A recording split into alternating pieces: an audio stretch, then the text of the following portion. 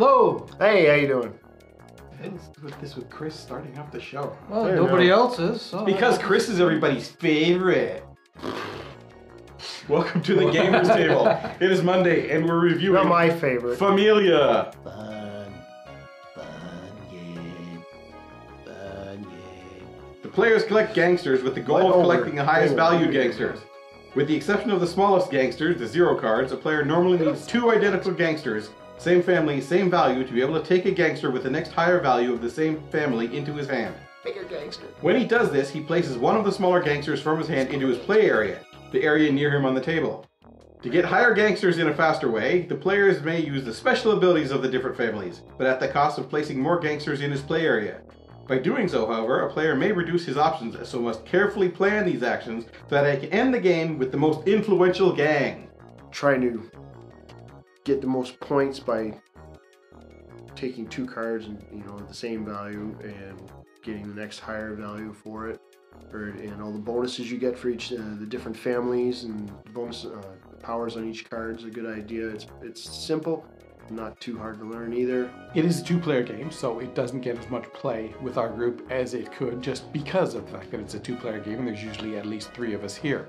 Like you said, it's only two players, but it's a great little fairly filler quick game or something. Like, if maybe people don't show up to game night, or if you got a whole bunch of people over and not enough for one big game or anything like that, then you just split off. And this is a great, fun game to fill the time with.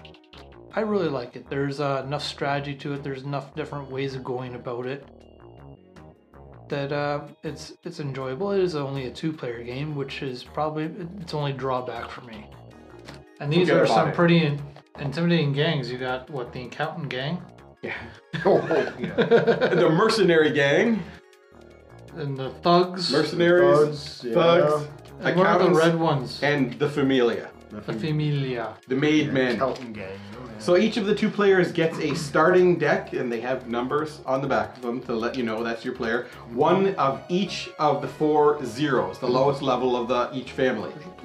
You can't just do this, do that, do this, okay, I win. You have to watch what the other guy is doing and try and counter what he's doing, as well as building up your own collection of street gang members. You deal 6 cards out, that's called the street, and those are the cards you have the option to pick from. You can either pick up one of those cards, or you can trash one of those cards and get more of them out. When a 0 comes out, you can no longer cycle through the cards and you have to pick one up. The 0 is free. You can always pick a 0 up without anything else going on. Anything else, you have to do the matching pairs. Yeah, in order to pick Yeah. up a 1 of a color, you need to play 2 zeros, and then you pick one of the zeros back up in your hand, and the other zero stays on the street, and you can't play it anymore.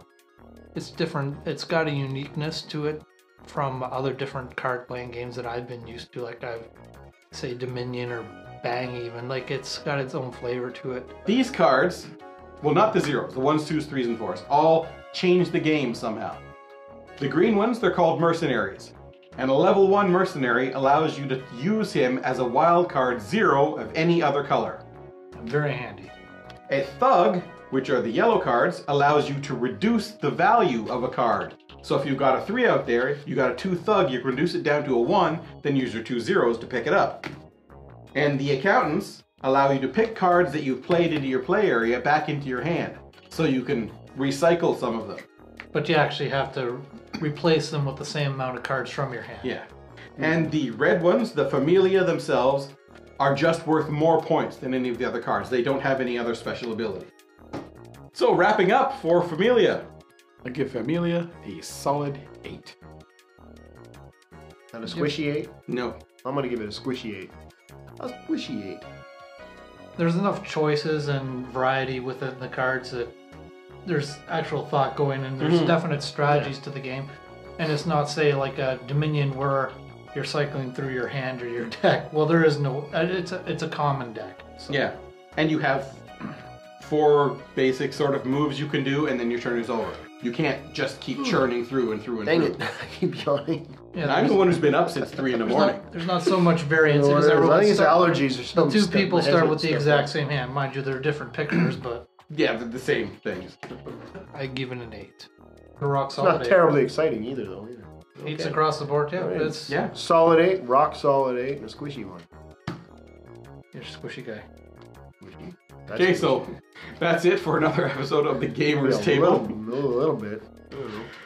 I don't know. Tune in Yeah, next you week. guys are pretty squishy too, though. We're all Tune in squishy. next week, where we'll review another game.